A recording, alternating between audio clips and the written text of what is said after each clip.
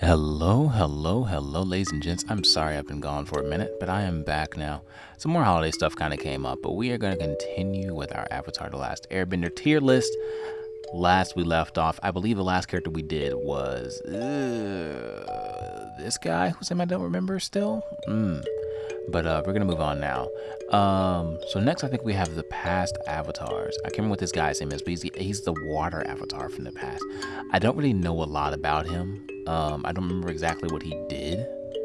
I told you it's been a while since I watched The Last Airbender. And I guess because I don't really remember much about him, I'll just say they're okay. And next we have Avatar Kyoshi, of course. I'm gonna drop them into they're okay, but let me hype up Avatar Kyoshi for a second. She kind of saved her people and made a whole island. Not only did she make a whole island, I believe she has like a bunch of warriors and stuff that are named after her as well too. Like she created kind of a movement, and because of that, I think I have to say I love Avatar Kyoshi. Sure, she had her mistakes. She made some bad choices too, but that's fine. We all make our mistakes. So next we have Sokka and Katara's father. I believe that's who this is.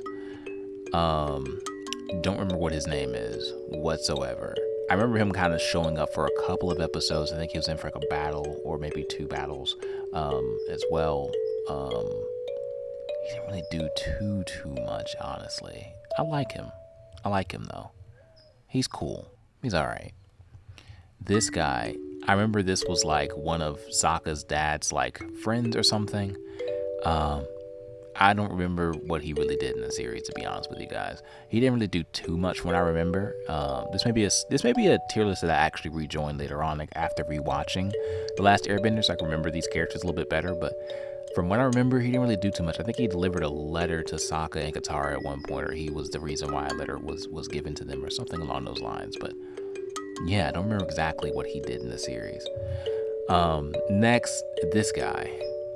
I'm gonna drop him in it. They're okay for right now. This was the firebending teacher. He taught Aang a very, very important lesson because Aang, I think he caught on the fire very, very quickly, but didn't take it seriously, which was almost his like downfall a little bit. He ended up hurting Katara because of it, and quickly stopped firebending. But this guy, I think I love him. I believe he's also a White Lotus as well too. He was very, very good in the series. Very low key, but when he came in, he made an impact. Next, we have the boy Jet. So, Jet was character-wise a great character. I've always wanted to, I'm not going to actually say this in case I actually write a story about this later on, but there's always been a person that I wish Jet would have gotten together with, and it's not Katara. Spoiler alert. But I think Jet has a very, very good story. Like, his story is really, really good. The ups and downs and what happened with the whole Fire Nation and his parents and family and stuff. And the thing about attacking the village and wiping out the whole village was kind of weird, though. Which is why I kind of want to leave him on the... See, he bounces for me. He's on one note, I'm like, okay, he did this. He was really cool. He has some really cool weapons too, and for that reason, I like him. But he kind of just mess up stuff, which is why I think he's okay.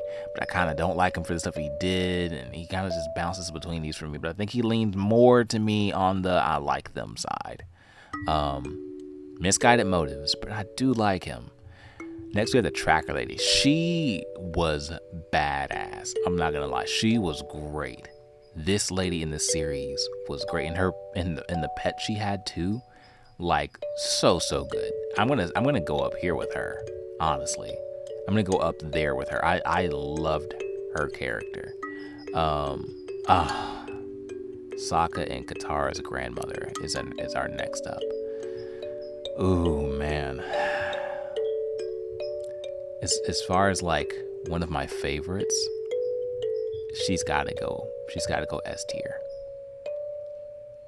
She turned down a man like the waterbending instructor because of she went against her like an entire nation, honestly. Like she really did. She really did. Yeah, for that reason, man, I think just for that reason alone, like Gran like just has to be up there. And if it wasn't for her, Sokka and Katara, they would have still went on the journey, but they wouldn't have gone. I don't think fully. They would have felt a little guilty if it wasn't for her just kind of giving that final push and being like, "You guys need to be out there. You guys need to be helping Aang," and her just supporting them. So for that, for supporting them, and being part of the reason why things turned the way they did, and just I don't know, fully believing in Sokka and Katara. And I think honestly, Gran would have given her life for either one of those kids, even probably Aang, just first meeting him. For that reason, I think she's got to be S tier for sure. Next up, we have Katara. So Katara, for me, let me drop her into they're okay real quick. Katara, waterbender. She got very jealous, man. Katara's emotions got the best of her a lot. Her jealousy, and she had a little bit of a rage too that just kind of got the best of her a lot.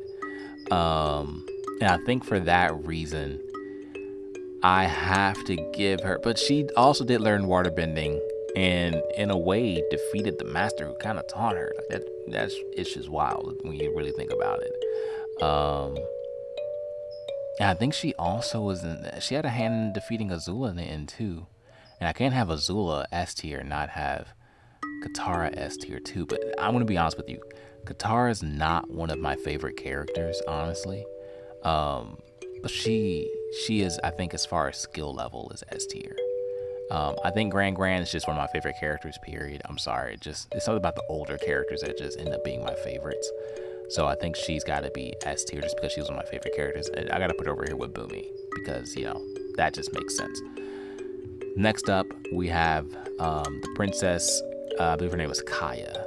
We have her next. I think that's pretty much all she really did, honestly. She didn't really do too much in this series. I don't remember anything she really did. I don't dislike her. She's fine, man. She's okay. Like, I think that's where she belongs. Next, we have the GOAT himself, Uncle Iroh.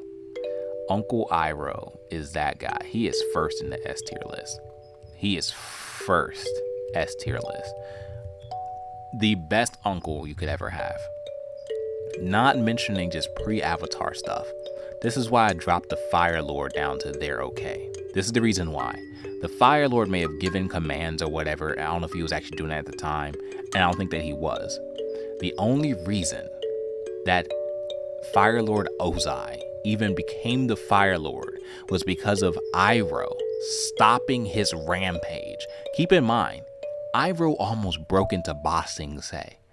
He had already taken over a bunch of other nations. He's the reason, kind of, I believe, partial reason why the Fire Nation stretched so far was because of Iroh, which is why everybody respected Iroh.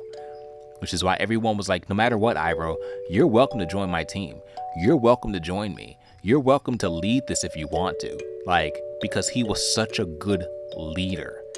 Not only that, when he got captured, he didn't complain. He cried a little bit, but not because he was captured, but because of what happened with his nephew, because of Zuko's choices. But my guy, when he got captured, he got buff. He went to work. He didn't complain. He prepared for what he knew was about to happen, and what something that he was so familiar with, war. He knew exactly what was happening. Uncle Iroh is S tier all day long. No regrets, no takebacks, S tier. Uncle Iroh is that guy. Anyway, moving on. The face stealing spirit person, I don't remember who this was. I remember it was like if you make a face or if you show any emotion, then the spirit will take your face or something like that. I like this, story-wise, but as far as a character, honestly, it was kind of a throwaway character. Nothing really happened, honestly. So I think for that reason, I'm gonna just leave it where it is. Maybe I'll drop it down to the I don't like them because I feel like there was so much potential there and nothing really happened with that, honestly. So I'll leave those two on the same level here. All right. Up next, we have Aang's master. whose name is blanking in my head right now. Give me a second. Let me unlock the vault really quick. Aang's master's name was... Oh man, how am I forgetting this guy's name? Gyatso, that's his name. Monk Gyatso. He was... I like him. He didn't really do much, honestly. Like, he was there, he supported Aang a lot. I don't know if I necessarily like love him. Actually, you know what? I'm gonna pop up to I love him because of the way that Aang found him. If you remember in the temple, Aang finds him, but his back is against the wall. And I think, if I remember correctly, when he walks in the room, he sees Monk Gyatso's body back against the wall and everything. But there's like a pile of like firebender helmets and stuff around him. Like he was fighting people off left and right until he couldn't fight anymore, basically. So for that reason, I'll put him in I love him, like just for skill level too. On top of everything else that he did in the series, skill level as well. This guy I don't really remember at all, honestly. I do not remember this guy whatsoever. Like, face is not familiar to me or anything. So I think just because of that, because you're not memorable, I'm gonna drop you down to I don't like you. Waterbender Master guy. He was kind of a dick, to be honest with you. Even after all and said what happened and how he got his heart broken and everything, he was kind of a dick. I'm not gonna lie. Like, I kind of don't like you, but you did also like teach Aang and Katara at the end of the day waterbending, and for that reason, instead of putting you in the I don't like you category, I'll say you're okay.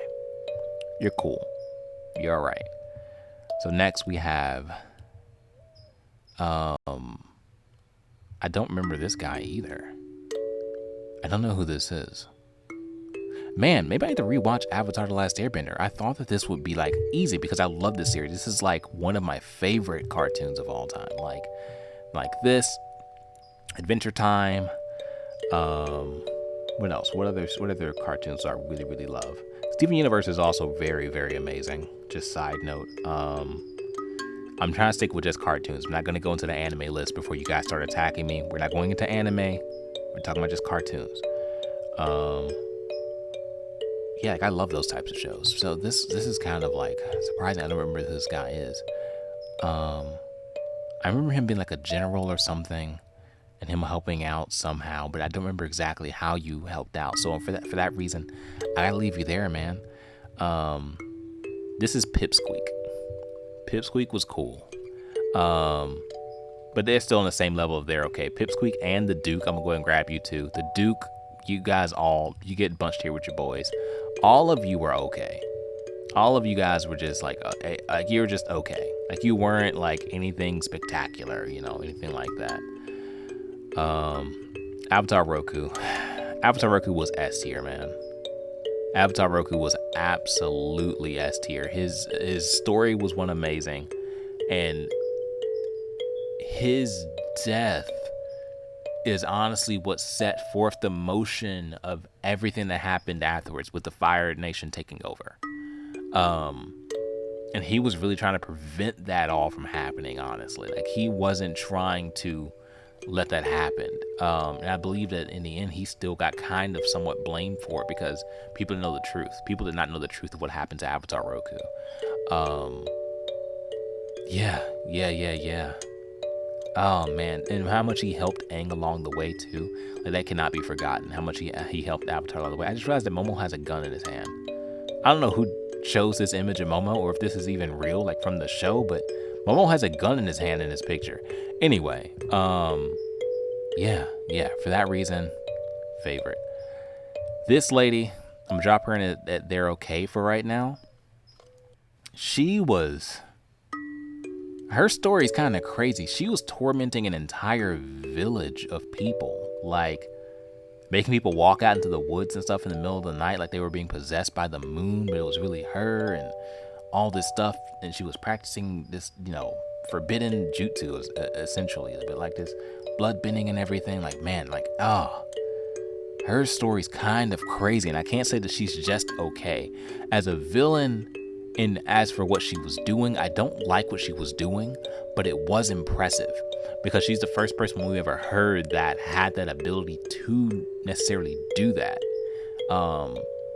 That whole bloodbending thing, like that's crazy.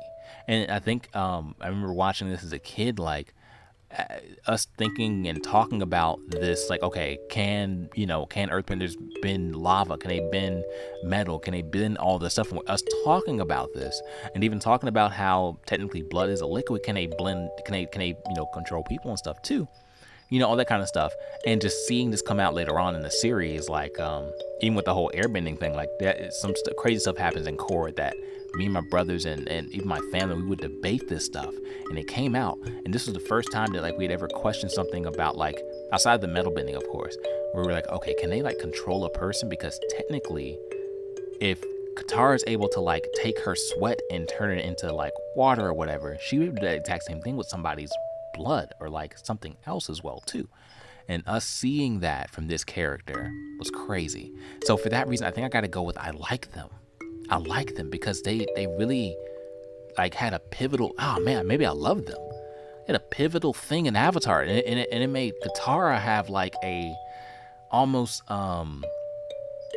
moral dilemma where she was like, I know it's powerful, but is it right for me to use this? Yeah, it was crazy. Next up, we have Suki. Suki all day long. Suki all day long, man. Suki was one of the best female characters in the entire show. Like, there's a lot of really, really good female characters in Avatar: The Last Airbender. Probably more than any other show that I've watched. And I'm saying this like wholeheartedly. More than any other show that I've watched, there are some really dynamic and just powerful female characters in Avatar: The Last Airbender. And Suki is one of those. I think I have to put Suki. I put her above May. And I think I gotta put her in the I love them category. I don't think that Suki is necessarily S tier as far as combat. She is, I love them. I can't say that she's one of my favorites. Out of Sokka's girlfriends, she's my favorite. But I can't say she's one of my favorites. But she's bad A, man. She's bad A. Now, here's the thing. People are gonna probably be upset by this. But Ty Lee, I have to say, is one of my favorites. She's going up to S tier, baby. Ty Lee, although she is fun-loving, she's a happy-go-lucky girl, all that stuff, Ty Lee could hold her own. She, without any bending capability whatsoever, was able to power people down like robots, bro. Like just 3 button taps. Doop, doop, doop. Oh, your bending's gone. That's crazy. You can't use your arm now? That's crazy. And she would just keep tapping people, bro. Oh, there goes your leg. Like nothing was happening. For that reason, Ty Lee is she's a GOAT, bro. Like, I hate to say that, but I'll repeat it. This is gonna be controversy, but Ty Lee is S tier, man. She was shutting people's avatar bending abilities down like they were robots, bro. Like they were just like computers. She just pressed your power button and your arm's gone. Can you imagine that? Without any bending capability. And she was able to dodge most people's attacks too because she was so fast. She was so quick. You couldn't keep up with her. Aang, being an airbender, being light on your feet, being able to move, could not keep up with Ty Lee. Girl was phenomenal. For that reason, she's S tier. So, finally, we have, this is an airbending avatar. I don't really remember them, honestly. I hate to say that. And I know that I'm probably gonna get roasted because the only avatar I was really able to remember was Kyoshi. I don't really remember what the other avatars did. Yeah, and I hate to say that. I really hate to say that. I don't know what you did. I love Roku. Roku did so much for the story, and even before the story, he tried to prevent everything from happening correctly. Kyoshi Kyoshi's partly responsible for the Fire Nation feeling the way that they felt, honestly. But she did so much, just like as far as story wise too. She made a whole island and tribe of warriors and stuff, named after her, which is why she's got to be goated. The other two didn't really have anybody necessarily named after them, or maybe I'm misremembering something, but I don't remember too much about them, honestly. I believe this guy right here was one of the people who were at the Fire Temple that tricked Aang, I believe, which is why I still think he believes he needs to be here, and I don't like them category. But guys, that's my list, man. Let me know if you have any problems with this, if you have any suggestions. I think I'm going to retake this. I think I'm going to rewatch The Last Airbender, and I'm going to retake this, and maybe I'll invite a friend next time who maybe knows more about The Last Airbender than I do, stuff like that. But I think next I might want to do like maybe an Avengers tier list. See, I know a lot about Marvel. I know a couple of things about the DC movies and stuff too. Like I've seen majority of them. I haven't seen Black Adam yet, but I think I might do Marvel next. But until then, my name is Kovu. I like to play games. Thank you guys so much for watching this with me. So thank you guys so much for chilling with me. I'll see you guys next time. Goodbye.